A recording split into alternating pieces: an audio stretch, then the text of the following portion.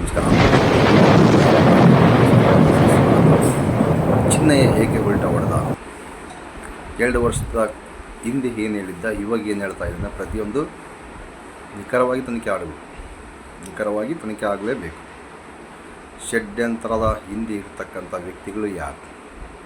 ನಮ್ಮ government lawyer ಏನು ಹೇಳಿದ್ರು, ಷಡ್ಯಂತ್ರ ಅಂತ ಹೇಳಿದ್ರು. ಆದರೆ SIT ಲಾಯರ್ ಇದರಲ್ಲಿ ಯಾವುದೇ ಒಂದು ಷಡ್ಯಂತ್ರ ಕಂಡು ಬಂದಿಲ್ಲ ಅಂತ ಹೇಳಿದರು. ಆದರೆ ಮಧ್ಯದಲ್ಲಿ ಚಿನ್ನಯ್ಯನನ್ನು ದಾರಿ ತಪ್ಪಿಸಿದ್ದೇ ಯಾರು? ಧರ್ಮಸ್ಥಳದಾಗಿರ್ತಕ್ಕಂಥ ಸತ್ಯ ತಾನೆ. ಸುಳ್ಳು ಅಂತ ಯಾರು ಬಿಂಬಿಸ್ತವರು? ಸತ್ತಿರೋದನ್ನೇ ಸತ್ಯವಾಗೇ ತೋರಿಸ್ತಕ್ಕಂಥದ್ದು. ಸುಳ್ಳು ಅಂತ ಹೇಳ್ತಕ್ಕಂಥದ್ದೆಲ್ಲ ಗೋಧಿ ಮಾಧ್ಯಮದವರು. ಸರಿ, ಏನೇ ಇರಲಿ, ಬಾಂಗ್ಲೆ ಗುಡ್ಡ ಪಕ್ಕದಲ್ಲಿ ಇನ್ನೊಂದು ಅಪೋಸಿಟ್ ಇರತಕ್ಕಂಥ ಗುಡ್ಡದಲ್ಲಿ ರಾಶಿ ಮೂಳೆಗಳು ಸಿಗ್ತವೆ. ಹಾಗೇನು ಚಿನ್ನ ಹೇಳಿದ್ನಲ್ಲ, ಚಿನ್ನಯ್ಯ ಅಲಿಯಾಸ್ ಭೀಮಾ ಮೊದಲು ಹೇಳಿದ್ರಲ್ಲ, ರಾಶಿ ಹೆಣ ಸಿಗ್ತಾವೆ ಇಲ್ಲಿ ಅಂತ ಹೇಳಿ ಸಾವಿರಾರು ತಪನ್ ಮಾಡಿದ ಅಂತ ಹೇಳಿದ್ರಲ್ಲ, ಅದು ಈಗ ಸತ್ಯ ಅನಿಸುತ್ತೆ. ಸತ್ಯ ಕೂಡ ಆಗಿದೆ. BLR ಪೋಸ್ಟ್ ಮುಖಾಂತರ ಬಂದಿರತಕ್ಕಂಥ ಮಾಹಿತಿ, ಬಾಂಗ್ಲಾ ಗುಡ್ಡ ಪಕ್ಕದಲ್ಲೇ ಬೇಜಾನ್ ಭೂಮಿಯ ಮೇಲ್ಪದರದಲ್ಲೇ ಇರ್ತಕ್ಕಂಥದ್ದನ್ನು ತೋರಿಸಿದ್ದಾರೆ. ನಂಬುವುದು ಬಿಡುವುದು ನಿಮ್ಮಿಷ್ಟ, ಬಟ್ ಸತ್ಯಾಂಶ ಇರ್ಬೋದು ಅಂತ ನಮ್ಮ ಒಂದು ಕುತೂಹಲ ಇರುತ್ತೆ ಸಮೇತ. ನಮಸ್ಕಾರ. ಅದೇ ವಿಡಿಯೋನ ಆಗ್ತಾಯಿದ್ದು ದಯವಿಟ್ಟು ನೋಡಿ. ಚಿನ್ನಯ್ಯ ಹೇಗೆ ಬದಲಾದ, ಯಾರು ಬದಲು ಮಾಡಿದ್ದು, ಹಿಂದೆ ಏನು ಹೇಳಿದ್ದೆ ಎಂಬುದನ್ನು ಪೂರ್ಣ ವಿವರ ನಮ್ಮ ಮಹೇಶ್ ಅಣ್ಣನ ಜೊತೆ ಸಂದರ್ಶನ ಮಾಡಿದ್ದಾರೆ. ನೋಡಿ, ನಿಮಗೆ ಗೊತ್ತಾಗುತ್ತೆ. Thank you. ಮತ್ತೆ ಅಲ್ಲಿಗೆ ಪೊಲೀಸ್ ಯಾರು ಬರೋದಿಲ್ಲ. ನಾನು ಉದ್ದಾಕ್ಲಿಕ್ಕೆ ನಾನು ನನ್ನಷ್ಟೇ ಬರಬೇಕಷ್ಟೇ. ಅದು ಬಟ್ಟೆ ತೆಗೆದು ಅದು ಯಾವುದು ಸಂಪ್ರದಾಯ ಇಲ್ಲ. ಒಂದು ದಿನ ಇದು ಪೋಸ್ಟ್ ಮಾರ್ಟಮ್ ಮಾಡೋದಿಲ್ಲ, ಅದು ಯಾವುದಿಲ್ಲ. ಅದು ಪೋಸ್ಟ್ ಮಾರ್ಟಮ್ ಅಂದ್ರೆ ಈಗ ಇವರು ಮೀನು ಹಿಡಿಲಿಕ್ಕೆ ಅಂತ ಒಂದು ಇಬ್ಬರು ನಮ್ಮ ರೂಮ್ ಬೈನವರು ಹೋದ್ರು ರಾತ್ರಿ. ಆಗ ಹೂವಪ್ಪ ಇದ್ರು, ಸುಬ್ರೇಶ್ವರ್ ಅಂತ, ಹೂವಪ್ಪ ಅಂತ ಅವರು ಇರುವಾಗ ನೈಟ್ ಮೀನಿನ ಆಸೆಗೆ ಹೋದವರು ಇಬ್ಬರು ಸತ್ತು ನೀರಲ್ಲಿ ಸುತ್ಕೊಂಡು ಅದನ್ನು ತೆಗೆದು ಬಂದು ಪಾಂಗಲಲ್ಲಿ ಮಸಾಲದ ಇದರಲ್ಲಿ ಇಟ್ಟು ಪೋಸ್ಟ್ ಮಾರ್ಟಮ್ ಮಾಡಿದ್ರು. ಅವಾಗ ನನ್ನ ಕೈಯಲ್ಲೇ ಕುಣಿಸಿದ್ರು 2 ಜನ. ಪೋಸ್ಟ್ ಮಾರ್ಟಮ್ ಬೇರೆ ಜನ ಇಲ್ಲ, ಅದೊಂದಕ್ಕೆ ಮಾತ್ರ ಬಂದಿದ್ದಾರೆ ಪೊಲೀಸ್ನವರು. ಕಾಂಪೌಂಡರ್ ಬಂದದ್ದು, ಡಾಕ್ಟರ್ ಬರಲಿಲ್ಲ, ಕಾಂಪೌಂಡರ್ ಬಂದರು. ಈ ಒಂದು ಅದ್ಭುತವಾದ ಕ್ಷಣಕ್ಕೆ ಭಾರತವೇ ಸಾಕ್ಷಿಯಾಗಿದೆ. ಅದನ್ನು ಇದು ಮಾಡಿ ಅವರವರೆಲ್ಲವನ್ನು ಅವರ ಲೋಕಲ್ಲೇ ಕಲಿಸಿಕೊಟ್ರು.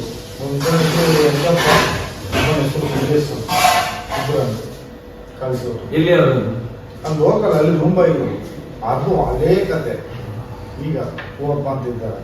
ಅದು ನಮ್ಗೆ ಹೇಳ್ಬೇಕಾದ್ರೆ ತುಂಬಾ ಕತೆ ಉಂಟು. ನಮ್ಗೆ ಅನ್ಯಾಯ ಎಲ್ಲಿವರೆಗೆ ಮಾಡಿದ್ದಾರೆ ಅಂತ ಹೇಳಿದ್ರೆ, ನಮಗೆ ಮಾಡಿದ ಅನ್ಯಾಯ ದೇವರಿಗೆ ಗೊತ್ತು, ಎಡ್ಡವ್ರಿಗೆ ಗೊತ್ತಿಲ್ಲ ಅಂತ ಹೇಳ್ತಾರೆ. ಗೊತ್ತಿದ್ದು ಮಾಡ್ತಾರೋ ಇಲ್ಲ ಅಂತ ಮಾಡ್ತಾರೋ ನಮಗೆ ಗೊತ್ತಿಲ್ಲ. ನಾನು ಅಷ್ಟು ವರ್ಷ ಮಾಡೋದಕ್ಕೆ 3.5 ಲಕ್ಷ ಕೊಡ್ಬೇಕು.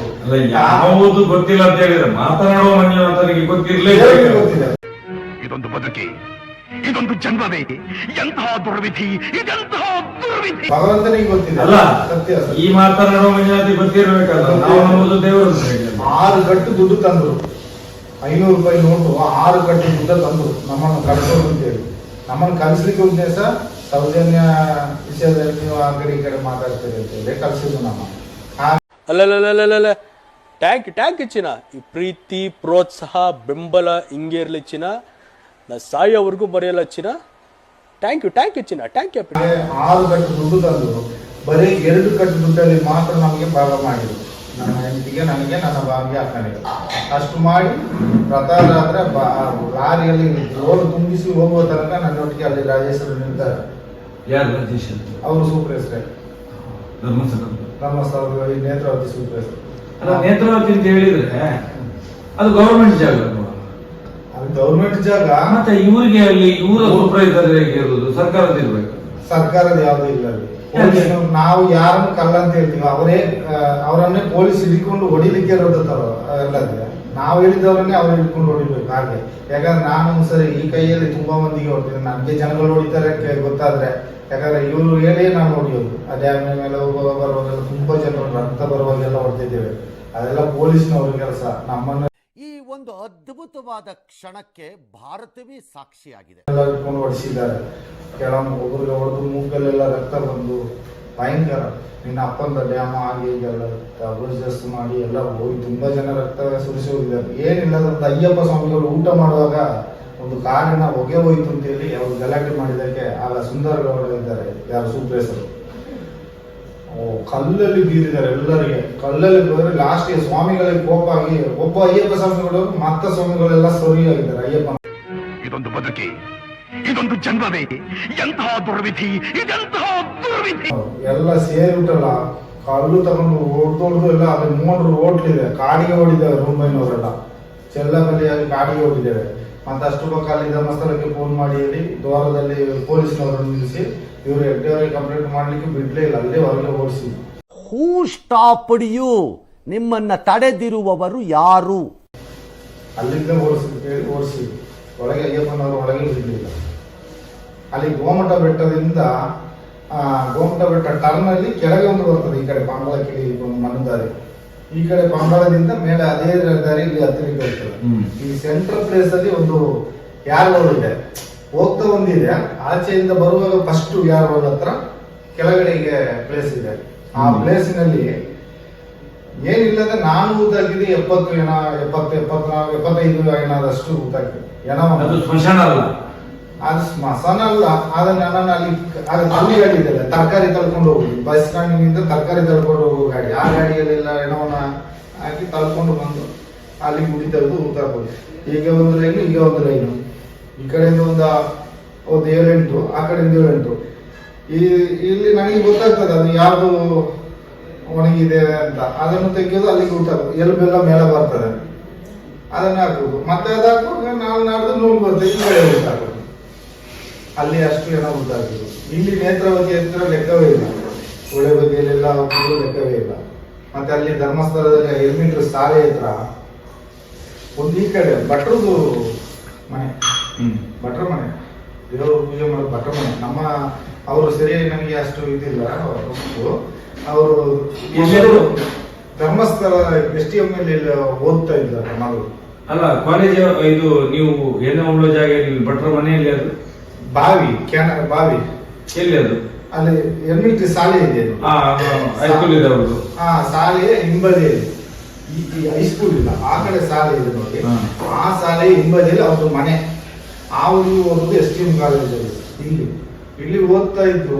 ಎಂತ ಏನಾಯ್ತು ಗೊತ್ತಿಲ್ಲ. ನಾನು ಇಲ್ಲಿ ಒಂದು ನೇತ್ರಾವತಿಯಲ್ಲಿ ಒಂದು ಹೆಣ ತೆಗೆದೆ, ಆ ದಿವಸನೇ ನನ್ನನ್ನು ಅಲ್ಲಿಗೆ ಕರ್ಕೊಂಡು ಹೋಗಿದ್ದಾರೆ ಹೆಣ ತೆಗಿಬೇಕು ಅಂತ ಪೊಲೀಸ್ನವರು. ಅಲ್ಲಿ ಹೋಗುವಾಗ ಲಾಸ್ಟ್ಗೆ ಹೆಣ ತೆಗಿತಾ ಇತ್ತು. ಒಬ್ರು ಅಳೋದಿಲ್ಲ, ಹೇಳಿದ್ರೆ ಹುಡುಗಿ ಬೇಡಾದ್ರು ಅಂತ ಹೇಳ್ತಾರೆ.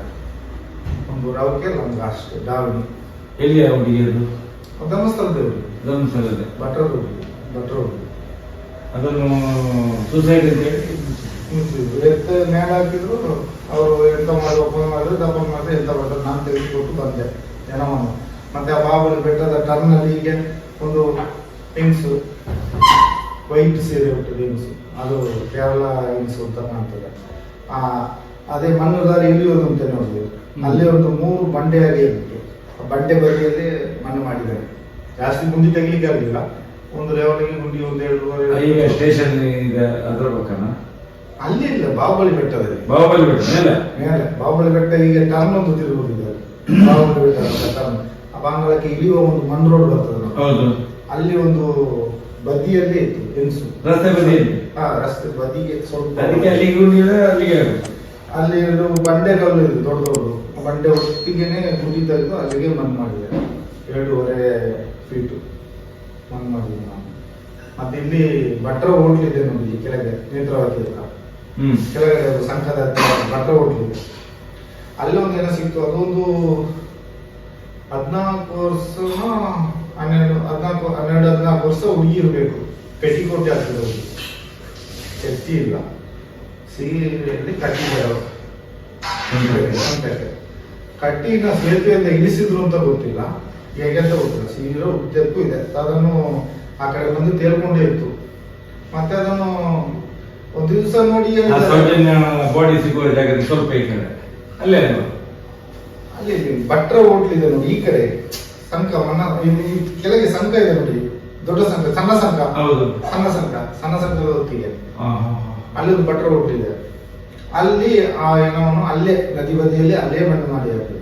ಅಲ್ಲಿಗೆ ಪೊಲೀಸ್ ಯಾರು ಬರಲಿಲ್ಲ, ಪೊಲೀಸ್ ಇಲ್ಲ, ಯಾರಿಲ್ಲ. ಯಾರಿಲ್ಲ, ಮಣ್ಣು ಮಾಡಿ ಹಾಕಿದೆ. ಮತ್ತೆ ಅಲ್ಲಿ ನಮ್ಮ ಉಜಿರೆಯಿಂದ ಹೋಗುವಾಗ ಈ ಧರ್ಮಸ್ಥಳದ ಈ ಸಂಘದ ಟರ್ನ್ ಒಂದು ತಿರುಗ್ತೀವಲ್ಲ, ಟ್ರಾನ್ಸ್ಫಾರ್ಮ್ ಹಾ. ಈ ಸೈಡಲ್ಲಿ ಟ್ರಾನ್ಸ್ಫಾರ್ಮ್, ಅದರ ಹೊತ್ತಿಗೆ ಒಂದು 9 ಹೆಣಗಳನ್ನು ಉಂಟಾಗಿದೆ ಒಂದೇ ಜಾಗದಲ್ಲಿ. ಉದ್ದಕ್ಕೆ ಆ ಸೈಡಲ್ಲಿ 9 ಹೆಣಗಳು. ಜಾಗ ಎಲ್ಲ ಗೊತ್ತಿದೆ ಈಗ ನಿಮ್ಗೆ. ಎಲ್ಲ ಗೊತ್ತಿದೆ. ನಾನೇ ಹೇಳುದು, ಈ ತನಿಖೆ ನನಗೆ ಯಾರಾದ್ರೂ ಗಣ್ಣಿದ್ದವರು ರಕ್ಷಣೆಗಿದ್ದರೆ ಒಂದೊಂದಲ್ಲ, ನಿಮ್ಗೆ ಕೋರ್ಟಿನಿಂದಲೇ ಆದೇಶ ಮಾಡಿಸಿದ ಮೇಲೆ ಕೊಡಿಸ್ತೇವೆ ನಾವು. ಅದು ಇದ್ರೆ ನಾನು ತೋರಿಸ್ತೇನೆ ಎಲ್ಲ. ಇಡೀ ನಿಮ್ಮ ಫ್ಯಾಮಿಲಿಗೆ ಖಂಡಿತ ಏನ್ ಸುಲಭ ಅಲ್ಲ ಧರ್ಮಸ್ಥಳ ಅಂತ ಹೇಳಿದ್ರೆ ಅವರು. ಆದ್ರೆ ಇವ್ರದ್ದು ಎಂತ ಅಂದ್ರೆ ಆ ಹೆಣಗಳನ್ನು ಮಣ್ಣು ಮಾಡ್ತೀವಲ್ಲ, ಇವರು ಒಂದು ಪುರಸಭೆಯವರ ಇಲ್ಲ ಪಂಚಾಯತಿ ಇವರು ತೆಗಿಬೇಕು. ಪಂಚನಾಮೆ ಆಗ್ಲೇಬೇಕು. ಹೆಣವನ್ನು ದೇವಸ್ಥಾನದವರು ತೆಗಿಲಿಕ್ಕಿಲ್ಲ. ಆದ್ರೆ ನಾವು ಬಂದದ್ದು ದೇವಸ್ಥಾನಕ್ಕೆ. ಪಂಚನ ಅಂದ್ರೆ ಏನು? ಪೊಲೀಸ್ ಪಂಚನಾಮೆ ಅಂದ್ರೆ ಏನು? ಅದೇ ಸಾಕ್ಷಿ ಆಗ್ಬೇಕಂತೆ 5 ಜನ.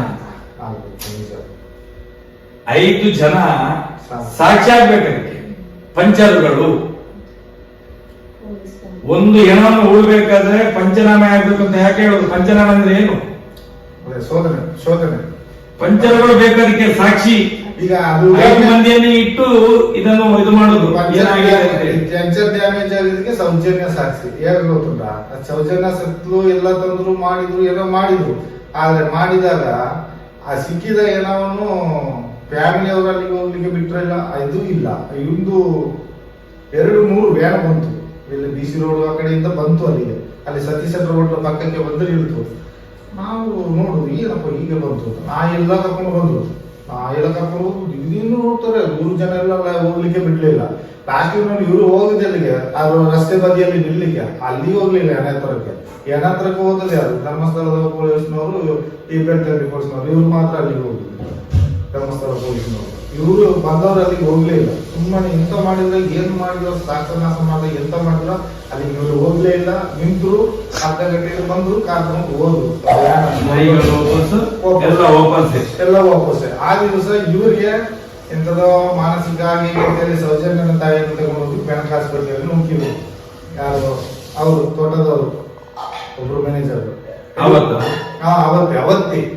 ಅವತ್ತೇ ಏನೋ ಅಲ್ಲಿಂದ ತೆಗೆಯುವ ಮುಂಚೆನೆ ತಗೊಂಡು ಹೋದ್ರು. ಇವರು ಕರ್ಕೊಂಡು ಹೋಗಿದ್ದಾರೆ. ಕರ್ಕೊಂಡು ಹೋಗಿ ಬೆನಕದಲ್ಲಿ ಸೇರಿಸಿ ಆ ಅನಂತರ ನಾನು ಅಲ್ಲಿ ಕೆಲಸ ಎಲ್ಲ ಮುಂದೆ 12 ಗಂಟೆ ನಂತರ ಸರಿ ಹೋಗಿ ಬಾಡಿ ಯಾವ್ದು ಅಲ್ಲಿಯಾದ್ರು ಇಲ್ಲಿ ಬಿಡ್ಲಿಲ್ಲ ನೋಡಿ, ಅಲ್ಲಿಯಾದ್ರು ಹೋಗಿ ಒಮ್ಮೆ ನೋಡಿ ಬರುವಂತ ಹೋಗ್ತಾನೆ. ನೀವು ನೋಡ್ತಾ ಇದ್ದ ಮಗು ನಮ್ಮ ಕಣ್ಣಿಂದ ನೋಡುವಂತ ಮಗು. ಏನಾಯ್ತು ನೋಡುವಂತ ಅಲ್ಲಿ ಹೋಗ್ತೇನೆ. ಅಲ್ಲಿ ರೂಪಾಯಿನವರು 5 ಜನ ಇದ್ದಾರೆ. ಎಲ್ಲಿ? ಸವಗಾರದ ಸುತ್ತ. ಅಲ್ಲಿ ಸವಗಾರ ಗೊತ್ತಿಲ್ಲ, ಬೀಗಾಗಿದೆ. ಅಲ್ಲಿ ಇದ್ದಾರೆ, ಅಲ್ಲಲ್ಲಿ ನಿಂತ್ಕೊಂಡು. ಪೊಲೀಸ್ನವರು ನಿಂತಿದ್ದಾರೆ 5 ಜನ. ಎಲ್ಲ ಓಕೆ. ಆದ್ರೆ ನಾನು ಎಷ್ಟೋ ಜನಗಳನ್ನು ಹೋಗಿದ್ದನ್ನು ನೋಡಿದ್ದೇನೆ, ಬಂದದ್ದನ್ನು ನೋಡಿದ್ದೇನೆ. ಅಲ್ಲಿ ದಾರಿ ಫ್ರೀಯಾಗಿ ಇರ್ತದೆ. ಆದ್ರೆ ಅವತ್ತು ಮಾತ್ರ ಬೆದರನ್ನೆಲ್ಲ ಅಡ್ಡ ಇಟ್ಟಿದ್ದಾರೆ ರೋಡಿಗೆ, ಬೇರೆ ವೆಹಿಕಲ್ ಬರೋದಾಗಿದೆ. ಡ್ರಮ್ಮನ್ನೆಲ್ಲ ಇಟ್ಟು, ಡ್ರಮ್ಮ ಮೇಲೆ ಬೆದರೆಲ್ಲ ಇಟ್ಟು ಭಾರಿ ಬಂದೋಬಸ್ತ್ ಮಾಡಿದ್ದಾರೆ ಆ ಸಹೋದರಕ್ಕೆ ಹೋಗೋದಾಗೆ. ಅದೆಲ್ಲಿ ಯಾಕೆ ಮಾಡಿದ್ರು ಅಂತ ಏನೂ ಗೊತ್ತಾಯ್ತಾ ಇಲ್ಲ ನಾನು. ಅದು ಡೌಟ್ ಅಲ್ಲ, ನನಗೆ ಒಂದು ಹೇಳಿದ್ದು ಡೌಟ್. ನನ್ನನ್ನು 10:30 ಗಂಟೆ ರಾತ್ರಿಗೆ ಕರೆದ್ರು ನನ್ನನ್ನು. ಮತ್ತೆ ನನ್ನ ಅಣ್ಣ ಒಬ್ಬ ಇದ್ದಾನೆ, ಅವ ಎದುರ್ತಾನೆ. ಅವನು ಬೇಜಾರು ಆಗ್ತದೆ ಅವನಿಗೆ ಹೇಳಿದ್ರೆ. ಇಬ್ಬರನ್ನು ಕರ್ಕೊಂಡು ಹೋಗ್ಬೋದು. ರಾಜೇಂದ್ರ ದಾಸ್ ಅಂತ ಒಬ್ಬ ಇದ್ದಾರೆ. ಅವರು ಸರ್ವೋತ್ತಮರ ಬದಲಿಗೆ ಹಣಕಾಸಿನ ಮಂತ್ರಿ ಆಗಿದ್ದವರು. ಅವರು ನಮ್ಮನ್ನು ಒಂದು ಮಾತು ಹೇಳಿದ್ರು, ನನಗೆ ಡೌಟ್ ಬಂತು. ಅದಕ್ಕೆ ನಂತರ ಇದಕ್ಕೆ ಸಂಬಂಧಪಟ್ಟದ್ದು ನನಗೆ ಗೊತ್ತುಂಟು, ಅದೇ ಹೇಳ್ತಾನೆ. ಅದು ಹೇಳುದು ಎಂತ ಮಾತಂದ್ರೆ, ನಿಮಗೆ ನಿಮ್ಮ ಫ್ಯಾಮಿಲಿಗೆ ಎನಿಸಿ ನೋಡೋದಂತ ಕಾಸು ನಾವು ಕೊಡಿಸ್ತೇವೆ. ಎನಿಸಿ ನೋಡೋದಂತ ಕಾಸು ಬೀಟ್ ಕೇಸ್ ನಿಮ್ಮ ಕನಸಿನಲ್ಲಿ ನೋಡೋದಂತದ್ದು ನಾವು ಕೊಡ್ತೀವಿ. ನೀವು ಯಾವ ಹೈಕೋರ್ಟಿಗೆ ಹೋದ್ರು, ಎಲ್ಲಿ ಕರೆದ್ರು, ನಾವು ಏನು ಹೇಳಿ ಕೊಡ್ತೀವಿ ಹಾಗೆ ನೀವು ಅಲ್ಲಿ ಸಾಕ್ಷಿ ಹೇಳ್ಬೇಕು. ಹೇಳ್ತೀರಾ? ಹೇಳ್ತೀವಿ ಅಂತ ಹೇಳ್ತೀವಿ. ಹೇಳ್ತೀವಿ ಅಂತ ಹೇಳಿ. ಆಗ ಮತ್ತೆ ನಾನು ಅಲ್ಲಿ ಬರ್ಬೇಕಲ್ಲ, ಒಳಗೆ ರೂಮಲ್ಲಿ ಕೂಡ ಹೇಳ್ತಾರೆ ನನ್ನನ್ನು ಲಾಸ್ಟಿಗೆ ನೋಡುವಾಗ ಉಂಟಲ್ಲ ಅಲ್ಲಿ ಎಂತದ್ದು ಹೇಳ್ತಾರೆ ಅಂದ್ರೆ, ನಮಗೆ ಮೇಲೆ ಕಾವಂದರ್ ಇದ್ದಾರೆ, ಹೆಗ್ಡೆಯವರು ಇದ್ದಾರೆ, ನೀವೇ ಎದುರ್ಬೇಕಾಗಿಲ್ಲ, ನೀವು ಇದೊಂದು ಮಾಡ್ತೀರಿ. ಸರಿಯಾ? ಮಾಡ್ತೀರಾ ಇಲ್ವಾ? ಸರಿ, ಸೌಜನ್ಯನ ಕೇಸಿನಲ್ಲಿ ನಿಮ್ಗೆ ಏನ್ ಅನಿಸ್ತದೆ? ಅವ್ರು ಕೇಳೋದು ನಾನು ಪುನಃ ಡೌಟ್ ಕ್ಲಿಯರ್ ಮಾಡ್ಕೊಡ್ಲಿಕ್ಕೆ. ನನಗೆ ಗೊತ್ತಿಲ್ಲ ಸರ್, ನನಗೇನು ಗೊತ್ತಿಲ್ಲ. ಇಲ್ಲ, ನೀವು ಅಲ್ಲಿ ನೇತೃತ್ವದಲ್ಲಿದ್ದರೆ ಎಲ್ಲ ಏನು ಮಾತಾಡ್ತಾರೆ ಅಂತ ನಿಮಗೆಲ್ಲ ಗೊತ್ತಿರ್ಬೇಕಲ್ಲ. ಏನೋ ಇರ್ತಾರೆ, ದೇವಸ್ಥಾನಕ್ಕೆ ಕೆಟ್ಟ ಹೆಸರು ತರಲಿಕ್ಕೆ ಗಿಡಿಗೇಡಿಗಳು ಯಾರೋ ಏನೋ ಹೇಳ್ತಾರೆ, ನಮಗೆ ಗೊತ್ತಿಲ್ಲ ಸರ್. ನಾನು ಬದುಕಬೇಕು ಆ ಜಾಗದಲ್ಲಿ, ಹಾಗೆ ಹೇಳಿದ್ದೇನೆ. ಹೇಳಿ ತಪ್ಪಿಸ್ಕೊಂಡೆ. ಆ ನಂತರ ನನಗೆ ಹೋಗ್ಲಿಕ್ಕೆ ಇನ್ನೊಂದು ಕಾರಣ, ನಾನು ನನ್ನ ನದಿ ಬದಿಯಲ್ಲೇ ಕೆಲಸ ಮಾಡೋದು, ಗಡ್ಡೆ ಗುಡಿಸ್ಕೊಂಡು. ರವಿ ಪೂಜಾರಿ ಅಂತ ಹೋಗಿದ್ದಾರೆ. ರವಿ ಪೂಜಾರಿ ಅವ ಒಂದು ಮುಖ್ಯ ಸಾಕ್ಷಿ. ರವಿ ಪೂಜಾರಿ, ಗೋಪಾಲಕೃಷ್ಣ, ಇವ ಮಲ್ಲಿಕ್ ಜಮೀನ್ ಏನಿರ್ತದೆ, ಇವರೊಟ್ಟಿಗೆ ಇವರು ಹಿಡಿದುಕೊಟ್ಟು ಅವರು ಬಂದು ಒಪ್ಪಿಸುವಾಗ ಅವತ್ತಿನ ಕೇಸಿನಲ್ಲಿ, ಇವತ್ತಿನ ಕೇಸಿನಲ್ಲಿ ಸರ್ವ ಜನರು ಹಿಡಿದು ಹೊಡೆದ್ರು ಅಂತ ಹೇಳ್ತಾರೆ. ಇವತ್ತಿನ ಇದರಲ್ಲಿ ಧರ್ಮಗೆಟ್ಟು ಒಬ್ಬರು ಘಟದವರು ಹೊಡಿಲಿಲ್ಲ, ಒಬ್ಬರು ಊರಿನವರು ಹೊಡಿಲಿಲ್ಲ ಅವನನ್ನು. ಅದು ಸಪ್ಪಟ ಸುಳ್ಳು. ಇದೇ ನಿಜ,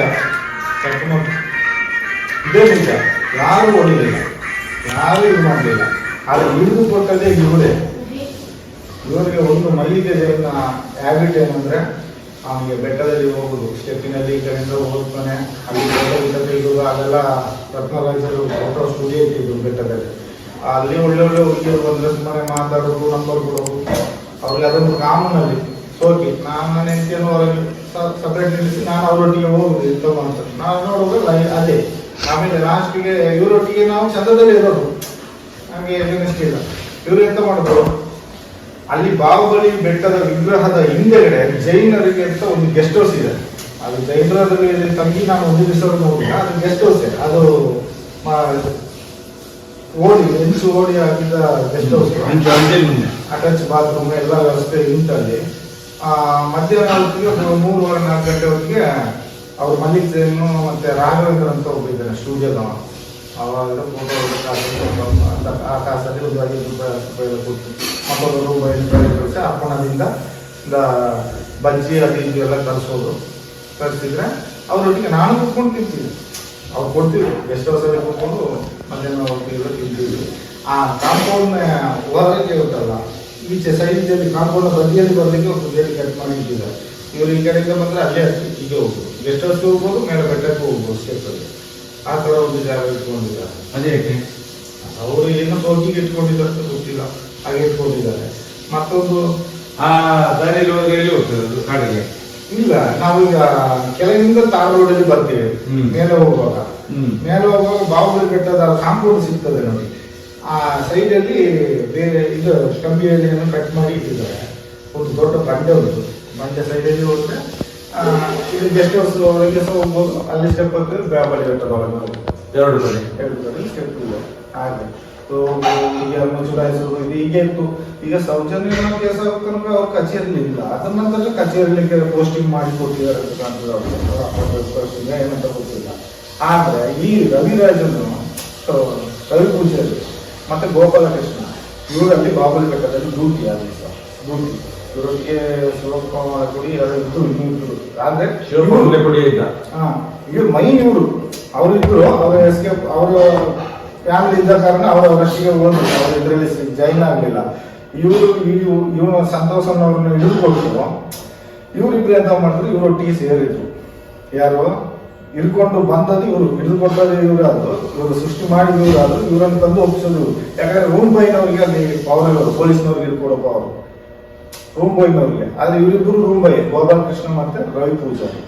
ಆದ್ರೆ ಹಿಡಿದು ಕೊಟ್ಟಾಯ್ತು, ಅವನು ಕೇಸು ಮಾಡಿ ಆಯ್ತು, ಕೊಳೆಗಾರ ಅಂತ ಕೊಂಡೋಗಿ ಅದು ಇವನು ಅಂತ ಹೇಳಿ ಕೊಂಡೋಗಿ ಆಯ್ತು. ಸ್ವಲ್ಪ ದಿನ ಆಯ್ತು, ದಿನ ಕಳೆದಾಗೆ ಇವನು ಸ್ವಲ್ಪ ಮುಖ ಎಲ್ಲ ಇರು ಕಪ್ಪಾಗಿದೆ ನಮ್ಮ ಹುಡುಗಂದು. ಅವನ ಗೋಪಾಲಕೃಷ್ಣ ಏನಾದಂತ ಅದು ಗೊತ್ತಾಗ್ಲಿಲ್ಲ. ಅವನು ಸ್ವಲ್ಪ ಕಾಣದೇ ಹೋದ ಅವನ. ಇವನು ಸಪ್ರೇಟ್ ಗೊತ್ತಾಯ್ತು. ನಾವೆಲ್ಲ ನಮ್ಮ ಜೊತೆ ಜಾಲಿಯಾಗಿ ಅಲ್ಲಿ ನದಿಯಲ್ಲೆಲ್ಲ ಈ ಸ್ನಾನ ಮಾಡ್ತಾರಲ್ಲ, ಉಂಗುರ ಚಿನ್ನ ಏನಾದರೂ ಬೀಳ್ತದೆ ನದಿಯಲ್ಲಿ, ಅದನ್ನೆಲ್ಲ ತಗೊಂಡು ನಾವು ಖರ್ಚಿಗೆಲ್ಲ ಮಾಡಿಕೊಳ್ಳೋದು. ಮತ್ತೆ ಚಿಲ್ಲರೆ ಕಾಸೆಲ್ಲ ಸಿಗ್ತದೆ, ಅದನ್ನೆಲ್ಲ ನಾವು ಇಟ್ಕೊಳ್ಳೋದು. ಇದೆಲ್ಲ ಮಾಡ್ತೀವಿ. ಮುಂಬೈನವ್ರು ನಾವೆಲ್ಲ ಒಟ್ಟು ಸೇರಿ ಅಲ್ಲಿ ಸಾಧಾರಣ ದುಡ್ಡು ಸಿಗ್ತದೆ. ಒಂದು ಟೈಮಿಗೆ ಹೋದ್ರೆ 400-500 ಈ ಥರ ಚಿಲ್ಲರೆ ಕಾಸೆಲ್ಲ ಸಿಗ್ತದೆ. ಮನೆ ಮೇಲೆ ಈಗ ಹುಡುಕಿದ ನೀರಲ್ಲಿ ಸಿಕ್ಕೊಂಡು ನಮ್ದು ಇದೇ ಕೆಲಸ.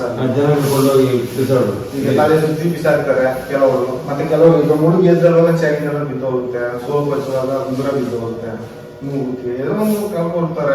ಅದೆಲ್ಲ ತುಂಬ ಉಂಟು ಅಲ್ಲಿ. ಅದನ್ನೆಲ್ಲ ತಿಳ್ಕೊಳ್ಳೋದು. ಮುಂಬೈನವರೆಲ್ಲ ಸಿಕ್ಕಿದ ಅವರೆಲ್ಲ ಇಟ್ಕೊಳ್ತಿದ್ದು. ಏನ್ ಮಾಡ್ತಿದ್ರು ಚಂದ್ರಂಗೆ ಇರ್ತಿದ್ದ, ಏನು ಮಾತಾಡೋದು ಹೊರ ಆಗ್ತಿದ್ದಾನೆ ಹುಡುಗ ಅಂತೇಳಿ ನಮ್ಮ ಮನೆಯವರು ಎಲ್ಲರೂ ಮಾತಾಡ್ಸೋದು.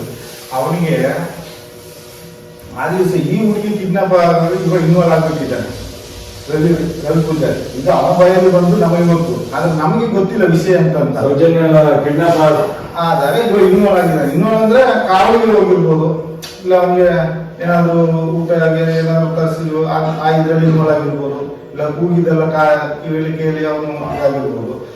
ಅವನ ಹೇಳುವ ಲೆಕ್ಕದಲ್ಲಿ ತುಂಬಾ ಸರಿ ಕೇಳಿದ್ವಿ. ಆದ್ರೆ ಅವನ ವಯಸ್ಸು ಒಂದು 25 ವಯಸ್ಸು ಹೊರಗೆ ಇದೆ, ವಯಸ್ಸು ಅಷ್ಟು ಕೂಡ ಆಗಿಲ್ಲ ಹುಡುಗನಿಗೆ, ಕಮ್ಮಿ ವಯಸ್ಸು. ಆದ್ರೆ ನಮಗೆಲ್ಲ ಮದುವೆ ಆದ್ರೇನೆ ಧರ್ಮಸ್ಥಳದ ರೂಲ್ಸು ಸಾಲ ಕೊಡೋದು ಸಿಬ್ಬಂದಿಗಳಿಗೆ. ಆದ್ರೆ ಅವನಿಗೆ ಮದುವೆನೇ ಆಗಿಲ್ಲ. ಅವನನ್ನು ಕರೆದು ಸಣ್ಣದನಿಗಳು ದುಡ್ಡು ಕೊಟ್ಟಿದ್ದಾರೆ 25 ಸಾವಿರ. ಈಗ ಯಾಕೆ ಕೊಟ್ಟು ಅಂತ ಗೊತ್ತಿಲ್ಲ. ಅವ ಹೇಳಿ ನಮಗೆ ಗೊತ್ತು, ಎಲ್ಲೋ ಹೊರಗೆ ಬಾಯಿ ಬಿಡಬೇಡ ಅಂತ ಹೇಳಿ ಕೊಟ್ಟಿದ್ದಾರೆ. ಈ ದುಡ್ಡನ್ನು ತಂದವೇನೋ ಮಾಡಿದ ಇವನೇ ಸಣ್ಣ ಎಲೆರಸು ಮತ್ತು ಅದು ಭಯ ಬೇರೆ ಬಂದಿದೆ. ನೀರು ಈ ಕೇಸಿನ ಭಯ ಒಂದು ಕಡೆ ಏನ್ ಮಾಡೋದು ಗೊತ್ತಿಲ್ಲ. ದುಡ್ಡನ್ನು ಮನೆಯಲ್ಲಿ ಸ್ವಲ್ಪ ಕೊಟ್ಟಿದ್ದಾನೆ, ಬಾಕಿ ದುಡ್ಡನ್ನು ಖರ್ಚು ಮಾಡೋದು, ಕುಡಿಯೋದು, ಕುಡಿತಿದ್ದ. ನೆನ್ನೆ ಹಾಕೋದು. ಅಲ್ಲಿ ರೇವತಿ ಅಂತ ಒಂದು ನೆಸ್ಕಾಫಿ ಅಂಗಡಿ ಇಟ್ಟಿದ್ದು, ಲೇಡಿ ರೇವತಿ. ಆ ಹೆಂಗಸಿಗೆ ಒಂದು 4,000 ದುಡ್ಡು ಕೊಟ್ಟಿದ್ದಾನೆ. ಕೊಟ್ಟು ಏನೇ ಕಷ್ಟ ಇದ್ರು ನಮ್ಮಲ್ಲಿ ಆ ಹೆಂಗಸಿನ ಹತ್ರ ಹೇಳ್ಕೊಳ್ತಿದ್ದ. ಹೇಳ್ಕೊಂಡು ನೋಡುವಾಗ ಒಂದು ದಿವಸ ಮತ್ತು ಸ್ವಲ್ಪ ಜಾಸ್ತಿ ಹೋಗಿದ್ದ. ಅವಾಗ ನಾವು ಹೇಳಿ ಮಾತಾಡುವಾಗ ಹೋಗ ನಿನಗೆ ಎಂತ ಗೊತ್ತಾ ಹೋಗ ಅಂತೇಳಿ ನನ್ನಂತ ಹೇಳ್ದ. ಎಂಥದ್ದು ಮಾಡಿ ನಿನಗೇನು ಬಾರಿ ಗೊತ್ತು, ನೀನೆಂತ ಆಗಿರೋದು, ನೀನು ಸೌಜನ್ಯ ಯಾರು ಕೊಟ್ಟು ಗೊತ್ತ ನಿಮಗೆ ಅಂತ ಹೇಳಿದ. ನನಗೆ ಗೊತ್ತಿಲ್ಲ ನಿನಗೆ ಬಾರಿ ಗೊತ್ತಾ, ನೀನು ಹೇಳೋಲ್ವಾ ಅಂತ ಹೇಳಿ. ನಾನು ಹೇಳುದಿಲ್ಲ ಹೇಳು ಮಾರೆ, ಅವರಲ್ಲಿ ಹೇಳು ಮಾರೆ, ನಾನು ಯಾರು ಹೇಳೋದು ಹೇಳುತ್ತೆ ಅಷ್ಟು ಹೇಳುವಾಗ ಹೇಳ್ತಾನೆ, ಸಣ್ಣದನಿಗಳು ಕೊಂದದ್ದು ನಿಮಗೆ ಗೊತ್ತಿಲ್ಲ, ಬೇರೆ ವಿಷಯ, ಹೋಗಿ ಮಾರೆ ಅಂತೇಳಿ ಹೋದ. ನಾನು ಬಿಟ್ಟು ಆಚೆ ಹೋದ ಮಾಡ್ಬೋದು. ಆ ದಿವಸ ಮಗ ಅಂತ ಹೇಳಿದ, ಸಣ್ಣದನಿಗಳ ಮಗ ಅಂತ ಅವ್ನು ಹೇಳ್ದ ನನ್ನ ಹತ್ರ ಬಾಯಿ ಬಿಟ್ಟು ಕಂಡೀಷನ್ ನನ್ನ ಹತ್ರ ಹೇಳ್ಬಿಟ್ಟ. ಹೇಳ್ದಾಗಲೇ ನನಗೆ ಭಯ ಆಗೋಯ್ತು. ಆದ್ರೆ ಇವನು ಮುಂಚೆ ಇವನು ಮತ್ತೆ ಯಾರು ನಂಬೋದು, ಇವನು ಹೇಳ್ತಾನೆ ಯಾರು ನಂಬೋದು, ಸಣ್ಣದನಿಗಳ ಮಗ ಹೀಗೆ ಮಾಡ್ತಾನೆ ಅಂತ ಹೇಳಿದ್ರೆ ಯಾರು ನಂಬಲಿಕ್ಕೆ ಸಾಧ್ಯ. ಆ ಥರ ನನ್ನ ಮನಸ್ಸಲ್ಲೇ ಆಯ್ತು. ಆದ ನಂತರ ಅವ ಯಾರೆಲ್ಲ ಇದ್ದ. ಅವತ್ತು ಸಾಯಂಕಾಲ 3:30 ಗಂಟೆ ಆಯ್ತು. ಅವರು ಬಂದರು, ಬಾಲಕೃಷ್ಣ ಅವರು ಮ್ಯಾನೇಜರ್, ರಾಜೇಶ್ ಅವರು ಮ್ಯಾನೇಜರ್, ಇಬ್ಬರು ಬಂದರು. ಅಲ್ಲ ನೀವು ಇಬ್ಬರು ಬಂದು ಇವನನ್ನು ಜೋರು ಮಾಡಿದ್ರು. ರವಿ ಪೂಜಾರಿ ಬಾಲಕೃಷ್ಣ ಮ್ಯಾನೇಜರ್ ಸತ್ತೋದ್ರಂತ. ಈಗ ಅವ್ರು ಸತ್ತೋದ್ರಂತ. ಎಲ್ಲ ಬೀದಿನಲ್ಲಿ ಊಟ ಮಾಡಿ ಬಂದವರು, ಎಲ್ಲಿ ಆ ಕಡೆ ಹೋಗಿ ದೇವಸ್ಥಾನದ ಹತ್ರ ಎಲ್ಲ ಊಟ ಮಾಡಿ ಬಂದಿದ್ದಾರೆ. ಊಟ ಮಾಡಿ ಬಂದವರು ಆಫೀಸಲ್ಲಿ ಬಂದು ಸತ್ತೋದ್ರು ಅಂತ ಹೇಳಿದ್ರು. ಯಾವಾಗ ಇದು ಈಗ ಸದ್ಯದಲ್ಲೇ ಆಗಿದೆ, 2 ವರ್ಷ. ಬಾಲಕೃಷ್ಣ ಬಾಲಕೃಷ್ಣ ಅವರು ಏನು ಕ್ಯಾಸ್ಟ್ ಗೊತ್ತಿಲ್ಲ, ಪೂಜಾರಿದು ಗೊತ್ತಿಲ್ಲ, ನಾಯಕ. ಬಾಲಕೃಷ್ಣ ನಾಯಕ, ಬಾಲಕೃಷ್ಣ ನಾಯಕ ಇರ್ಬೇಕು, ನಾಯಕ ಅಂತ. ಮ್ಯಾನೇಜರ್, ಇಬ್ಬರು ಮ್ಯಾನೇಜರ್. ಇವರಿಗೆಲ್ಲ ಸೌಜನ್ಯ ಸತ್ತ ಮೇಲೆ ಮ್ಯಾನೇಜರ್ ಪೋಸ್ಟ್ ಸಿಕ್ಕಿದೆ ಎಲ್ರಿಗೂ. ಬಾಲಕೃಷ್ಣ, ರಾಜೇಶ್ ಇವರಿಗೆಲ್ಲ ಒಂದು ಮ್ಯಾನೇಜರ್ ಪೋಸ್ಟ್ ಮತ್ತೆ ಸಿಕ್ಕಿದ್ದು. ಒಮ್ಮೆಲೆ ಒಂದೇ ಲೈನಲ್ಲಿ ಸಿಕ್ಕಿದ್ರು. ಅವರು ಸತ್ತೋಗ್ಲಿಲ್ಲ. ಅವರು ಬಾಲಕೃಷ್ಣ ಮತ್ತು ರಾಜೇಶ್ ಇಬ್ಬರು ಬಂದು ಎಂತದ ನೀನೇನ ಡ್ಯೂಟಿ ಚೇಂಜ್ ಮಾಡಿ ಎಷ್ಟು ದಿವಸ ಆಯ್ತು, ನೀನ್ಯಾಕೆ ಡ್ಯೂಟಿಗೆ ಹೋಗೋದಿಲ್ಲ ಬಾಹುಬಲಿ ಘಟ್ಟಕ್ಕೆ, ನೀನೇನಾಗಿದೆ ದಯ್ಯಾಗಿಲ್ಲ, ಹೋಗ್ಲಿಕ್ಕಿಲ್ಲ, ಹಾಗೆ ಅಂತ ಎಲ್ಲ ಬೈದಿದ್ದಾರೆ. ನಾನು ಅಷ್ಟು ದೂರದಲ್ಲಿ ಬರ್ತಾ ಇದ್ದೆ. ಮತ್ತು ನನ್ನ ಹೆಂಡತಿ ಎಲ್ಲ ಹತ್ರದಲ್ಲಿ ನಿಂತು ಕೇಳಿದ್ದಾರೆ. ಹೇಳುವಾಗ ಈ ಥರ ಬೈತಾ ಇದ್ದಾರೆ ಅಂತೇಳಿ ಅವರು ತಿಳ್ಕೊಂಡಿಲ್ಲ, ದೂರ ಹೋದ್ರು. ಮತ್ತೆ ಇವರು ನೋಡಿದ್ರು, ಇವರು ಹೆಂಗಸರು ನೋಡಿದ್ದಾರೆ ಅಂತೇಳಿ ಮತ್ತೆ ಬಾಲಕೃಷ್ಣಗೆ ಬಂದಿರುತ್ತೆ. ನೋಡ ರತನ ಇವರಿಗೆ ಬೆಟ್ಟಗೆ ಡ್ಯೂಟಿಗೆ ಹೋಗು ಅಂತ ಹೇಳಿದ್ರೆ ದೆವ್ವ ಹಿಡಿದಾಗೆ ಆಗಿಲ್ಲ, ನಮಗೆ ಭಯ ಬಂದಿದ್ದಂತೆ ಅಲ್ಲಿ. ಹಾಗೆ ಅನ್ಕೊಂಡು ಹೊಂಟೋದ್ರು. ಆದರೆ ಆ ವಾರ ಪೂರ ಒಂದು 15 ದಿವಸ ಅವರು ಮನಸ್ಸೇ ಇಲ್ಲ ಅಲ್ಲಿ ಬೆಟ್ಟಕ್ಕೆ ಹೋಗ್ಲಿಕ್ಕೆ. ಡ್ಯೂಟಿ ಚೇಂಜ್ ಮಾಡಿ ಇಲ್ಲೇ ಡ್ಯೂಟಿ ಮಾಡ್ತಾ ಇದ್ದಾನೆ ನೇತ್ರಾವತಿಯಲ್ಲಿ. ನಾನಲ್ಲಿ ಹೋಗೋದೇ ಇಲ್ಲ, ಬೆಟ್ಟಕ್ಕೆ ಹೋಗೋದಿಲ್ಲ, ನಾನು ಇಲ್ಲೇ ಮಾಡ್ತೇನೆ ಅಂತ. ಲಾಸ್ಟಿಗೆ ಇವನನ್ನು ಅಲ್ಲಿ ಕೊಡ್ತಾರೆ ಅಂತ ಇವನಿಗೆ ಮನಸ್ಸಾಯ್ತೋ ಏನೋ, ಅದು ಅವನ ಇದು ನಮಗೆ ಗೊತ್ತಿಲ್ಲ. ಆ ನಂತರ ಒಂದು ದಿವಸ ರಾತ್ರಿ ಹೊರಗಡೆ ಎಲ್ಲ ಊಟ ಮಾಡಿದ್ದಾನೆ. ಅವರ ಒಟ್ಟಿಗೆ ಊಟ ಮಾಡಲಿಕ್ಕೆ ಎದುರ್ಕೋತಾನೆ, ಏನಾದರೂ ಹಾಕಿ ಕೊಟ್ಬಿಡ್ತಾರ ಅಂತ ಅವನಿಗೆ ಒಂದು ಭಯ ಬಂದಿದೆ. ಹುಡುಗನಿಗೆ ಊಟ ಸಹ ಮಾಡ್ತಿರ್ಲಿಲ್ಲ. ಮತ್ತೆ ಪ್ರಶಾಂತ ಇದ್ದಾನೆ, ಪ್ರಶಾಂತ ಸೂಪರ್ ಹೆಸರಲ್ಲಿ ಆಗ ಯಾರು ನೇತ್ರಾವತಿ ಒಳಗೆ ಸೂಪ್ರೆಸರ್. ಅದೇ ಯಾರು ಪ್ರಶಾಂತ್ ಅಂತ ಹೇಳಿ ಅಲ್ಲಿಗೆ ಒಂದು ಸೂಪ್ರೆಸರ್ ರೂಮ್ ಬೈ ಎಲ್ಲಿ ಅವನು? ಅವನು ಎಲ್ಲಿ ಈ ಕಡೆ ಉಜಿರೆ ಕಡೆ ಅವನೇ ಅಂತ ಕಾಣ್ತದೆ. ಬೆಲ್ಲ ಏನಾಗಬೇಕು ಅವನು ಉಜಿರೆ ಕಡೆ ಅವ್ನು. ಯಾವ ಜೊತೆ ಅವನು ಪೂಜಾರಿ ಅಂತ ಪ್ರಶಾಂತ್. ಪ್ರಶಾಂತ್ ಅಂತ ಹುಡುಗ, ಹೆಣ್ಣು ಹುಡುಗ ಪ್ರಶಾಂತ್ ಅಂತ ಅವ ಇದ್ದಾನೆ. ಅವ ನಮ್ಮ ಇದರಲ್ಲಿ ಬೈತಾನೆ, ನೀನ್ಯಾಕೆ ರಿಟರ್ನ್ ಹೋಟ್ಲಿಗೆ ಹೋಗ್ಬೇಡ ಅಂತ ನೀನು ಅಲ್ಲಿಗೆ ಹೋಗ್ತೀಯಾ, ಅಲ್ಲೇ ನಿಮ್ಗೆ ಹೋಗಿ ತಿನ್ನೋದು, ಇಲ್ಲೇ ಅಡುಗೆ ಮಾಡಿ ಇಟ್ಟದ್ದು ಯಾರು ತಿನ್ನೋದು ನಿನಗೆ, ನೀನು ಇಲ್ಲಿ ತಿನ್ಬೇಕಲ್ಲ, ನೀನು ನಾಳೆಯಿಂದ ಅಲ್ಲಿಗೆ ಊಟ ಹೋದ್ರೆ ನೋಡು ಹಾಗೆ ಹೀಗೆ ಅಂತೇಳಿ ಜೋರು ಮಾಡಿ. ಇವ್ರದೇ ಯಾವಾಗಲೂ ಹೋದ್ರೆ ಒಂದು 2 ಬನ್ಸ್ ತಿಂದು ಟೀ ಕುಡಿದು ಬರ್ತಾನೆ. ಮತ್ತೆ ಆ ದಿವಸನೂ ಹಾಗೇನೆ ಟೀ ಕುಡಿದು ಬನ್ಸ್ ತಿಂದು ಬಂದಿದ್ದಾನೆ. ಬಂದು ಒಂದು 7:30 ಅಷ್ಟೇ, ಆ ರೇಂಜ್ ಆಗಿದೆ ಅಷ್ಟೇ. ಅಷ್ಟು ಪಕ್ಕ ಅವನು ಪಕ್ಕ ಬಿದ್ದಿದ್ದಾರೆ. ಅವರು ಒಳಗಿಂದ ಒಳಗೆ ಒಬ್ರು ಇದ್ದಾರೆ ಕನ್ನಡಿಯವರು, ಅವ್ರ ಹೆಸರು ಹೇಳಲಿಕ್ಕೆ ಸಹ ಆಗ್ತದೆ. ರಾಧಾಕೃಷ್ಣ ಅಂತ ಒಬ್ರು ಇದ್ದಾರೆ. ಅವರು ಗೌಡ್ರ ಏನಂತ ಗೊತ್ತಿಲ್ಲ. ರಾಧಾಕೃಷ್ಣ ಅಲ್ಲಿ ಮಾಮೂಲು ಮರ ಇದೆಯಲ್ಲ ಕನ್ನಡಿ ಹತ್ರ, ಅಲ್ಲಿ ಯೋಗೇಶ್ವರ್ ಮ್ಯಾನೇಜರ್ ಇದ್ದಾರೆ ಇನ್ನೊಬ್ರು. ಅವರ ಇದರಲ್ಲಿ ಕೆಳಗೆ ನಡೆದು ಹೋಗ್ತಾರೆ. ಅವ್ರ ಮನೆ ಆ ಕಡೆ ಇದೆ, ಆ ಹುಡುಗಂದು ಮನೆಯೂ ಆ ಕಡೆನೇ ಇದೆ, ರವಿ ಪೂಜಾರಿ ಮನೆ. ಈ ರಾಧಾಕೃಷ್ಣನ್ ಅವರು ಮತ್ತೊಬ್ಬ ಯೋಗೇಶ್ ಅಂತ ಒಬ್ಬ ಇದ್ದ ಅಲ್ಲಿ ಮುಂಬೈ. ಯಾರು? ಯೋಗೇಶ್. ಮುಂಬೈ ಯೋಗೇಶ್ ಮತ್ತು ರಾಧಾಕೃಷ್ಣ. ಯೋಗೀಶ ಅವರು ಯಾವ ಅಷ್ಟಂತ ಗೊತ್ತಿಲ್ಲ. ಅವರು ಇರಬೇಕು, ಅವ್ರು ಕ್ಯಾಸ್ಟ್ ಗೊತ್ತಿಲ್ಲ. ಅದು ಹಾಕಿ ಹಾಕಿ ಮಾಡಿ ಅದನ್ನು ಇಳಿಸಿದ್ದಾರೆ. ಹೇಳಿದ್ರೆ ಯಾವುದೋ ವೇಳು ಅಂತ ಇರೋದು, ಹೆಂಗಸಿನ ವೇಳು. ಅಲ್ಲೆಲ್ಲ ದಂಡೆ ಬದಿಯಲ್ಲೆಲ್ಲ ಬಟ್ಟೆ ಬಿಟ್ಟು ಹೋಗ್ತಾರೆ, ಅದನ್ನೆಲ್ಲ ಇಟ್ಟಿರ್ತಾರೆ. ಒಳ್ಳೆ ಸೀರೆ ಅದೆಲ್ಲ ಇದ್ರೆ ತಗೊಂಡೋಗಿ ಅಲ್ಲಿ ಒಳಗೆ ಹಾಕಿ ಹೋಗೋದಕ್ಕೆ, ಅದನ್ನು ಯಾಲಂ ಮಾಡುವಾಗ ಅದನ್ನು ತಗೊಂಡು ಹೋಗ್ತಾರೆ. ಯಾಲಂ ಮಾಡಲಿಕ್ಕೆ ಸರವತ್ತಿದೆ. ಅದರಲ್ಲಿ ಯಾವುದೋ ಒಂದು ವೇಳನ್ನು ಹಾಗಾಗಿ ಪೊಲೀಸರು ಮುಂಚೆ ಇಳಿಸಿ ಆಯ್ತು. ನಮ್ಮನೆಲ್ಲ ಹತ್ರವೇ ಬರಬಾರ್ದು ಅಂತ ನಮಗೆ ಭಯದಲ್ಲಿ ನಮ್ಮ ಕೆಲಸ ಮಾಡ್ಕೊಂಡು ನಾವು ಹೋಗ್ತಾ ಇದ್ದೇವೆ. ಕೃಷ್ಣ ಏನೋ ಅನ್ಕೊಂಡು ಇನ್ನು ಅಲ್ಲಿ ಬೆಳ್ತಂಗಿ ಕೊಂಡೋದ್ರೆ ಅವರ ಮನೆಗೆ ಕೊಟ್ಟರೆ ಗೊತ್ತೇ ಇಲ್ಲ. ನಾವು ಓದದೆ ಅದರಲ್ಲೇ ನಮಗೆ ಭಯ ಬಂದಿದೆ. ಅದನ್ನು ನಿಮ್ಮ ಕೈಯಿಂದ ಮುಟ್ಟಿಸ್ಲಿಲ್ಲ. ಅದೇ ಅದು ಅವರೇ ಇಳಿಸ್ಕೊಂಡು ಮುಂಬೈನವರೇ ಇಳಿಸಿ ಅವರೇ ತಗೊಂಡೋದ್ರು. ಕೆಲಸದವರು ಅವರೇ ನಮ್ಮನ್ನು ಮುಟ್ಟಿಸ್ ಪೊಲೀಸ್ ನಾವು ಮುಟ್ಲೇ ಇಲ್ಲ. ಮತ್ತೆ ಪೊಲೀಸ್ ಎಲ್ಲ ಬಂದದ್ದು ಯಾವಾಗ? ಪೊಲೀಸ್ ಎಲ್ಲ ಇಳಿಸಿ ಎಲ್ಲ ಎತ್ಕೊಂಡು ಹೋಗುವಾಗ ಪೊಲೀಸರು ಬಂದ್ದಾರೆ. ಪೊಲೀಸರು ಬಂದು ಅವರೇ ಎಂತ ಮಾಡಿದ್ರು, ಹೋಗಿದ್ದಾರೆ. ಹೋಗಿ ಕೊಂಡೋಗಿ ಮನೆಗೆ ಕೊಟ್ಟರೆ ಮತ್ತೆ ಅಲ್ಲಿ ಬೆಳ್ತಂಗಿ ಕೊಂಡೋದ್ರು ಅಂತ ಗೊತ್ತಿಲ್ಲ.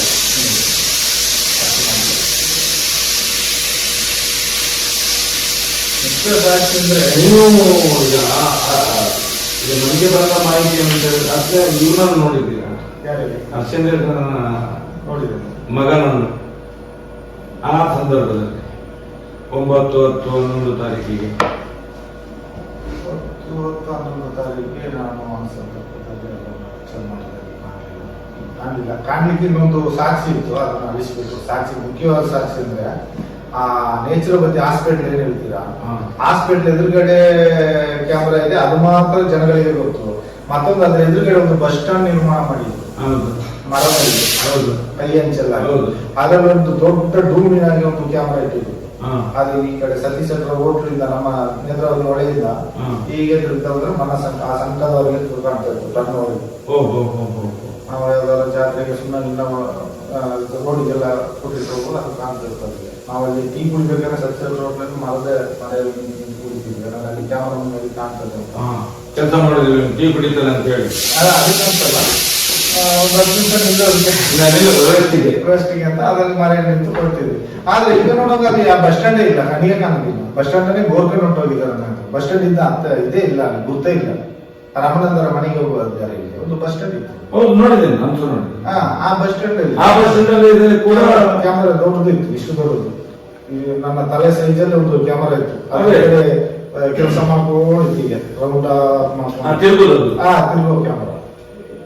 ಅದನ್ನು ಕ್ಯಾಮರಾವು ಕಾಣ, ಬಸ್ ಸ್ಟ್ಯಾಂಡು ಕಾಣ, ಎಲ್ಲ ತೋರ್ಕೊಂಡು ಹೋಗಿ. ಅದು ಯಾವಾಗ ತೆಗಿರ್ಬೋದು ನಿಮ್ಮ ಅಂದಾಜು? ಇದು ಆದ ನಂತರನೇ ಇದು ಸೌಜನ್ಯ ಕೇಸ್ ಆಯ್ತು ನೋಡಿ. ಅದ ನಂತರ ಯಾವಾಗ ತೆಗೆದ್ರು ಅಂತ ಅದು ನನಗೆ ಗೊತ್ತಿಲ್ಲ. ಆದ ನಂತರ ತೆಗೆದಿದ್ದಾರೆ. ಯಾವ ಅಲ್ಲಿ ತನಕ 100% ಇತ್ತು 100% ಇತ್ತು. ಅದಕ್ಕೆ ಮುಂಚೆ ಇರುವುದು ನಿಮ್ಗೆ ಎಷ್ಟು ಬೇಕಾದ್ರೆ ಅದನ್ನು ನೋಡಿ ಇನ್ನು ಗೊತ್ತಾಗೋದು ಎಷ್ಟು ಬೇಕಾದ್ರೆ ಸ್ವಲ್ಪ ಆಟಕ್ಕೆ ಹೋಗಿ ಮರದ ಮರೆಯಲ್ಲಿ ಹೋಗಿ ಕುತ್ಕೊಂಡು ಟೀ ಕುಡಿಯೋದು. ಟೀ ಕುಡಿಯೋದು. ಹಾಗಾದ್ರೆ ಪಕ್ಕ ಅಲ್ಲಿ 100ಕ್ಕೂ 100 ಕ್ಯಾಮರಾ ಇದೆ. ದೊಡ್ಡದು ತಿರುಗುವಂತದ್ದು ಇದ್ದು ಮತ್ತೆ ಇದ್ರಲ್ಲಿ ಇದೆ. ಶಾಂತಿವನದಲ್ಲಿ ಉಂಟು. ಶಾಂತಿವನ. ಅದು ಹೀಗೆ ನೋಡುದು, ಹಾ. ಅದು ಹೀಗೆ ನೋಡೋದು ಮಾತ್ರ. ಅದು ಇದು ತಿರುಗೋದು ಮಾಡ್ತಾರೆ. ಮಾರ್ಗ ಎಲ್ಲ ಕಾಣ್ತದೆ. ಈ ಮಾರ್ಗ ಆ ಮೂಲೆ ಸಂಘ ಕಾಣ್ತದೆ, ಮಣ್ಣ ಸಂಘವರೆಗೆ ಕಾಣ್ತದೆ. ಸಂಘವರೆಗೆ ಕಾಣ್ತಿತ್ತು. ಈ ಕಡೆ ನಮ್ಮ ಸನ್ಸೆಟ್ ರೋಡ್ ವರೆಗೆ, ನಮ್ಮ ಆ ರೋಡ್ ವರೆಗೆ ಕಾಣ್ತದೆ. ಟಾಯ್ಲೆಟ್ ಸ್ಟೆಪ್ ಈಚೆವರೆಗೆ ಕಾಣ್ತದೆ. ಇಲ್ಲಿಗೆ ಅಲ್ಲಿಂದ ಅಲ್ಲಿಂದ ಇದೆ. ಹಾಗಾದ್ರೆ ಅಷ್ಟೇ ದೂರ ಆ ಕಡೆ ಸೇರಿರ್ಬೇಕು. ಈ ಕಡೆ ಹೇಳಿದ್ರೆ ಅಷ್ಟೇ ದೂರ ಆ ಕಡೆ ಎಳಿತಾ ಇತ್ತು. ಅದು ಬಸ್ ಸ್ಟ್ಯಾಂಡೇ ಕಾಣುದಿಲ್ಲ ಈಗ. ಅದು ಈ ಕೇಸ್ ಆದ ಮೇಲೆ ಇವರು ಇಲ್ಲಿ ಅಂಗಡಿ ಕಟ್ಸ್ತೇನೆ, ಬಿಲ್ಡಿಂಗ್ ಕಟ್ಸ್ತೇನೆ ಅಂತ ಹೇಳಿ ಇದನ್ನು ಖಾಲಿ ಮಾಡಿಸಿದ್ರು. ಇದು ಖಾಲಿ ಆಯ್ತು. ಮತ್ತೆ ಆ ಕಡೆ ಇವರು ಒಂದು ಅಂಗಡಿ, ಹೋಟೆಲ್ ಇಟ್ಕೊಂಡು ಅಂಗಡಿ ಇಟ್ಟಿದ್ರು. ಅದನ್ನೇನೋ ಪಂಚಾಯತಿಯವರೆಲ್ಲ ಎಲ್ಲ ಬಿಟ್ಟು ಅದನ್ನು ಖಾಲಿ ಮಾಡಿಸಿದ್ದಾರೆ. ಅದು ಮಾಡಿಸಿ ಒಂದು ಅಪ್ಡೇಟ್ ಕಟ್ಟಿಸಿ ಏನೇನೋ ಮಾಡಿದ್ದಾರೆ. ಅದರ ಮುಂಚೆ ಒಬ್ಬ ಇವರು ಹೋಟ್ಲಲ್ಲಿ ಕೆಲಸ ಮಾಡ್ತಾ ಇದ್ದಾರೆ. ಇಲ್ಲಿ ಕೆಳಗಡೆ ಅಪ್ಪಣ್ಣ ಅಂತ ಹೋಟ್ಲ್ ಇಟ್ಟಿದ್ರು. ಗೊತ್ತಿದೆ ನನಗೆ. ಬಟ್ ಕುಡಿತಿದ್ರು. ಅಲ್ಲಿ ಕೆಲಸ ಮಾಡ್ತಿದ್ರು. ಒಬ್ಬ ಪ್ಲಾಟ್ ಮಂಡ್ಯವ ಬಸ್ ಸಪ್ಲೈ ಇದೆ. ಅವ ಸ್ವಲ್ಪ ಕುಡಿಯೋದು ಜಾಸ್ತಿ. ಅವನ ಕೆಲಸ ಬಿಟ್ಟು ನಿಲ್ಲಿಸಿದ್ರು. ಮತ್ತೆ ಇವ್ರಿಗೆ ಕೆಲಸಕ್ಕೆ ಯಾವ ಇಲ್ಲಲ್ಲ. ಹಾಗೆ ಅಲ್ಲಿ ಹೋಗಿ ಇಲ್ಲಿ ಮಾಡಿದ 1 ವಾರ 2 ವಾರ ಈಗ ಮಾಡಿದಾನೆ. ಮಾಡಿ ಸಂಬಳ ಸಹ ತಗೊಂಡು ಊರಿಗೆ ಹೋಗಿ ಬಂದ ನಂತರ ಇವರು ಬೇರೆ ಜನ ಮಾಡ್ಕೊಂಡ್ರು. ಜನ ಕೆಲಸ ಬೇಡ ಅಂತ ಹೇಳಿದ್ರು. ಅವ ಬಂದವ ಮತ್ತೆ ಹೋಗ್ಲಿಕ್ಕೆ ಉಪಾಯ ಇಲ್ಲ ಅಂತೇಳಿ ಅಲ್ಲೇ ಬಸ್ ಸ್ಟ್ಯಾಂಡ್ ಅಲ್ಲಿ ಕೆಮ್ಕೊಂಡೇ ಬಿದ್ದಿದ್ದ. ಕೆಮ್ಕೊಂಡೇ ಬಿದ್ದಿದ್ದ. ಹುಷಾರಿಲ್ಲ. ಮತ್ತೆ ಇವರು ಒಂದ್ಸರಿ ನನ್ನ ಹೆಸರನ್ನು ಕೆಡಿಸ್ಬೇಡ ಮಾರೆ, ನಾವು ಇನ್ನೊಂದು ಕೆಲಸದಿಂದ ಬಿಟ್ಟಾಗಿದೆ, ಇನ್ನೊಂದು ಕೆಲಸ ನೋಡ್ಕೊಂಡು ಹೋಗು ಅಂತ ಹೇಳಿದ್ದಾರೆ. ಅದ ನಂತರ ಇವನು ಕೇಳಿದ್ರು. ಮತ್ತೆ ಹುಷಾರಿಲ್ಲ ಅಂತ ಎಲ್ಲ ನಿಮ್ಮ ಹೋಟ್ಲಲ್ಲಿ ಕೆಲಸ ಮಾಡಿದ್ರು ಹಾಗೆ ಹೇಳಿದ್ರಲ್ಲ. ಮತ್ತೆ ಇವನು ಧರ್ಮಸ್ಥಳ ಬೆಳ್ತಂಡಿ ಹಾಸ್ಪಿಟಲ್ಗೆ ಕೊಂಡಾಗ ಅಡ್ಮಿಟ್ ಮಾಡಿದ್ರು. ಅಡ್ಮಿಟ್ ಮಾಡಿ ಬಂದರು. ಅವನು 2-3 ದಿವಸ ಇದ್ದು ಮತ್ತೆ ಅಲ್ಲಿಗೆ ಧರ್ಮಸ್ಥಳ ಇದೆ ನೇತ್ರಾವತಿಗೆ ಬಂದಿದ್ದಾನೆ. ಅಲ್ಲೊಂದು ಬಸ್ ಸ್ಟ್ಯಾಂಡ್ ಇದೆ, ಕೆಳಗಡೆ ಬಸ್ ಸ್ಟಾಪ್. ಆ ಬಸ್ ಸ್ಟ್ಯಾಂಡ್ ಕೆಂಪುಕೊಂಡು 4-5 ದಿವಸ ಬಿದ್ದಿದ್ದ ಅಲ್ಲಿಗೆ ಪ್ರಾಣ ಬಿಟ್ಟ. ಸೆತ್ತ ಮೇಲೆ ಪೊಲೀಸ್ನವರಿಗೆ ಇವರು ಫೋನ್ ಮಾಡಿದ್ರೆ ಅವ್ರು ಮಾಡಿದ್ರೆ ಗೊತ್ತಿಲ್ಲ. ನಮ್ಮನ್ನು ರಾಜೇಶ್ ಅವರು ನಮ್ಮ ಮಾಡಲಿಕ್ಕೆ ಕಳಿಸಿದ್ರು. ಅವರು ನೇತ್ರಾವತಿ ಸೂಪರ್ ನೇತ್ರಾವತಿ. ಈಗ ಹೆಸರು ಚೇಂಜ್ ಮಾಡಿ ಹೇಳ್ತೀನಿ ಅಂತ ತಿಳ್ಕೊಳ್ಬೇಡಿ. ನಾನು ಬಂದ ನಂತರ ಆ ಧರ್ಮಸ್ಥಳ ಕ್ಷೇತ್ರಕ್ಕೆ ಕೆಲಸಕ್ಕೆ ಬಂದ ನಂತರ ಸ್ಟಾರ್ಟಿಂಗ್ ರೋಹಿತಣ್ಣ, ಆಮೇಲೆ ಸುಂದರಗೌಡ, ಆಮೇಲೆ ಹೂವಪ್ಪ, ಆಮೇಲೆ ಪುಷ್ಪರಾಜ, ಹಾಗೆ ಅದೇ ಹೇಳಿದೆ ಪ್ರಶಾಂತ್, ಮತ್ತೆ ಯೋಗೇಶ್, ಇಷ್ಟು ಜನ ಸೂಪರ್ ಹೆಸರುಗಳು ಚೇಂಜ್ ಆಗಿದ್ದಾರೆ. 15 ವರ್ಷಗಳೊಂದು ಸೂಪರ್ ಹೆಸರು ಚೇಂಜ್ ಮಾಡ್ತಾ ಇರ್ತಾರೆ. 2-3 ವರ್ಷಕ್ಕೂ ಚೇಂಜ್ ಮಾಡ್ತಾ ಇರ್ತಾರೆ. ಹಾಗೆ ಇಷ್ಟು ಜನ ಸೂಪರ್ ಹೆಸರು ಚೇಂಜ್ ಮಾಡ್ತಾರೆ. ಹಾಗೆ ರಾಜೇಶ್ ಇದ್ರು. ನಮಸ್ಕಾರ ಸ್ನೇಹಿತರೆ, ಇಷ್ಟೊತ್ತು ವಿಡಿಯೋ ನೋಡಿದ್ರಲ್ಲ, ಏನು ಅನ್ಸುತ್ತೆ ಹೇಳ್ರಿ ನಿಮಗೆ? ಷಡ್ಯಂತ್ರ ಹಿಂದೆ ಇರತಕ್ಕಂಥವರು ಗೋಧಿ ಮಾಧ್ಯಮದಲ್ಲಿ ಬಂದು ಬಿಂಬಿಸ್ತಾ ಇದ್ದಾರಲ್ಲ, ಧರ್ಮಸ್ಥಳದಲ್ಲಿ ಏನು ಆಗೇ ಇಲ್ಲ, ಧರ್ಮಸ್ಥಳದಲ್ಲಿ ಏನೂ ಆಗಿಲ್ಲ ಅಂತೇಳಿ ಅವ್ರದ್ದೇ ಷಡ್ಯಂತ್ರ. Thank you. ಇಷ್ಟೊತ್ತು ವೀಕ್ಷಣೆ ಮಾಡಿ ಎಲ್ಲ ಕನ್ನಡ ಜನತೆಗೂ ಹೃತ್ಪೂರ್ವಕವಾದ ವಂದನೆಗಳು. ನಮಸ್ಕಾರ. ನೆಕ್ಸ್ಟ್ ವಿಡಿಯೋದಲ್ಲಿ ಸಿಗ್ತೀನಿ.